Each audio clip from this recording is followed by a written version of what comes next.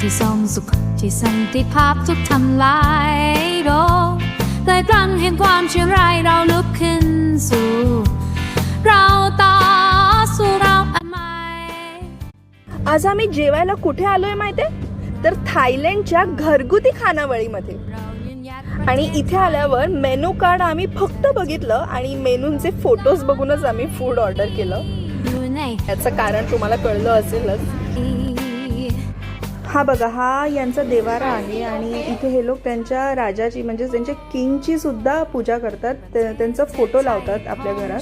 आणि इथे आपल्याला पाणी म्हणून आईस क्रिस्टल्सच सर्व करतात. त्याच्यामुळे आता हे आईस क्रिस्टल्स वितळत आहेत कधी आणि आम्ही पाणी पितोय कधी याची वाट पाहतोय. आणि अशा प्रकारे ही थाय करी, ग्रीन करी इथे आलेली आहे. तर ही आहे आपली श्रिम्प थाय करी म्हणजेच प्रॉन्स थाय करी, ज्यात आपल्याला वांगी, बरेचसे व्हेजिटेबल्स आणि लेमन लीव्स दिसतात. इथे फ्रेग्रन्स आणि स्पायसेस म्हणून लेमन लीफ वापरतात. राईस, कोशिंबीर आहे आणि सुरमई एक वेगळ्याच टाईपने फ्राय केलेली आहे ज्याला एगचा फ्रेग्रन्स आहे. हा क्लिअर सूप आहे बहुतेक. क्लिअर सूप हे फिशचं अर्क काढून काढलेला हा सूप आहे.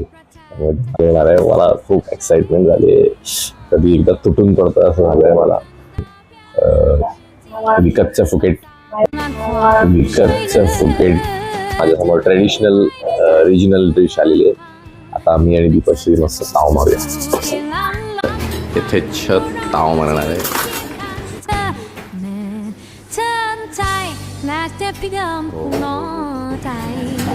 कोण रोखणार हे वादळ. ग्रीन करी आणि सुरमई एक नंबर.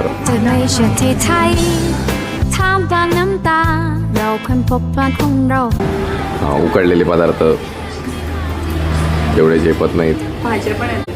6 तासांच्या फ्लाईट नंतर आम्ही खरंच खूप थकलेलो, खूप भूक लागलेली आणि त्यात आम्हाला समोर अशी ही थाय घरगुती खानावळ दिसली म्हणून आम्ही लगेचच इथे आलो. आणि खरंच इथलं जेवण खूप छान असतं, कारण मुळातच जेवण हे वाईट नसतं. एकतर ते छान असतं किंवा खूप छान असतं. तर छान असं जेवण जेवून आता आम्ही फिरायला चाललोय थायलंड.